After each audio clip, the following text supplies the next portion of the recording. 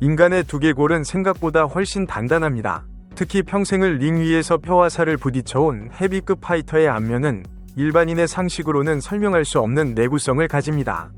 그런데 여기 물리학의 법칙을 비웃는 기이한 사건이 있습니다. 135kg 거구의 풀스윙을 웃으며 받아내고 현역 UFC 라이트 헤비급 랭커의 정타에도 끄떡없던 남자가 불과 2년 전 자신보다 체급이 2단계나 낮은 미들급 선수의 주먹 한 방에 얼굴뼈가 주저앉아 버렸습니다. 격투기 역사상 가장 미스터리한 부상 중 하나로 기록된 이 사건. 우리는 그동안 이것을 단순한 이변이라 불렀습니다. 하지만 오늘 그 이변 뒤에 숨겨져 있던 하얀 붕대 속의 섬뜩한 진실이 수면 위로 떠오르고 있습니다. 대한민국 헤비급의 자존심 명현만 선수가 링으로 돌아왔습니다. 그리고 그의 복귀전은 역설적이게도 2년 전 황인수 선수와의 대결이 결코 정상적인 승부가 아니었음을 증명하는 가장 강력한 증거가 되고 있습니다. 명현만은 사람에게 진 것이 아닐지도 모릅니다. 그는 규정의 사각지대가 만들어낸 차가운 흉기에 쓰러졌을 가능성이 높습니다. 오늘 우리는 그 결정적이고 논리적인 증거들을 하나씩 해보아려 합니다. 채널 구독과 좋아요 잊지 마시고 링 위에서 벌어진 이 잔혹한 진실 공방의 끝을 놓치지 마세요. 은퇴와 부상을 딛고 돌아온 명현만. 그의 압도적인 복귀는 2년 전이 패배를 다시금 미스터리로 만들었습니다. 도대체 그 강철 맷집을 황인수는 어떻게 부쉈던 걸까요? 그 답을 찾기 위한 첫 번째 단서는 UFC 라이트 헤비급 랭커 정다운 선수와의 스파링입니다. 190cm가 넘는 거구들을 실신시켜온 정다운의 묵직한 정타를 허용하고도 명현만은 미소까지 지으며 오히려 다운을 뺏어냈습니다. 현역 UFC 중량급의 주먹조차 그의 뼈를 부러뜨리지 못했다는 것, 이것은 부인할 수 없는 팩트입니다.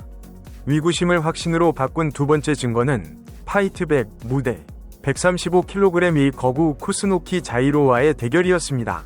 스치기만 해도 치명타인 헤비급의 주먹이 안면에 꽂혔지만 명현만은 눈 하나 깜짝하지 않고 1라운드 만에 상대를 침몰시켰습니다.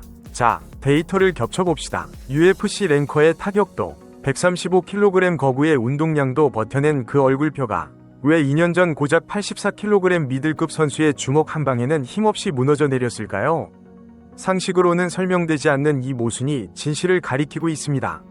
이것이 상식적으로 납득이 가십니까? 격투기에서 체급은 절대적입니다. 135kg 선수의 운동량을 버티는 뼈가 84kg 선수의 주먹에 함몰된다는 것은 물리학적으로 설명이 불가능합니다. 이것은 84kg 선수의 주먹의 가속도 외에 다른 변수가 개입했다는 뜻입니다. 우리는 그 변수를 최근 황인수의 미국 무대 도전, 즉 DWCS와 관련된 일련의 과정에서 찾을 수 있습니다. 미국 네바다주 체육위원회 NSAC는 전 세계에서 가장 밴디지 검사가 엄격한 곳입니다. 선수의 안전을 위해 너클 파트에 테이핑을 할 수 없고 오직 부드러운 거즈만 허용됩니다. 이른바 순정 상태의 밴디지입니다. 이 규정 아래 링에 오르려던 황인수는 어땠습니까?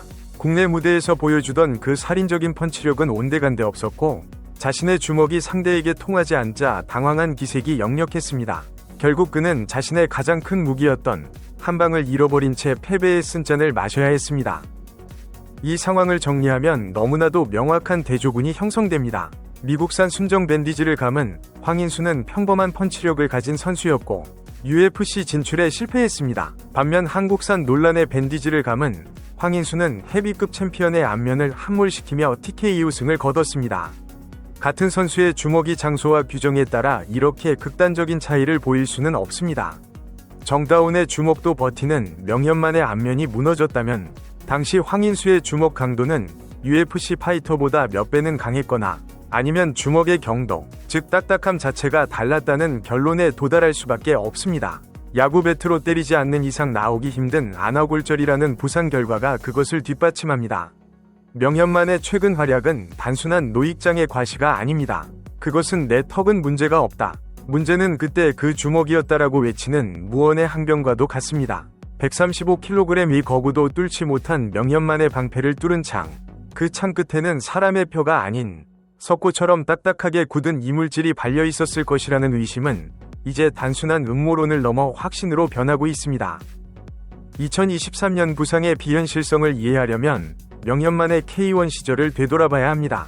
그는 미르코 크로캅, 그리고 킥복싱 역사상 가장 무거운 주먹을 가졌다는 마이티 모와 같은 세계적인 괴물들을 상대했습니다. 마이티 모의 사모한 훅은 수많은 거구를 실신시켰지만 명현만은 그 살인적인 주먹들을 맞고도 얼굴뼈가 함몰되지 않았습니다. 세계 최정상급 헤비급들의 타격도 견뎌낸 그의 안면 골격이 국내 미들급 선수의 주먹에 무너졌다는 것은 위학적 미스터리입니다. 그의 메디컬 히스토리는 그의 뼈가 정상적인 타격에는 절대 부러지지 않음을 증명하고 있습니다.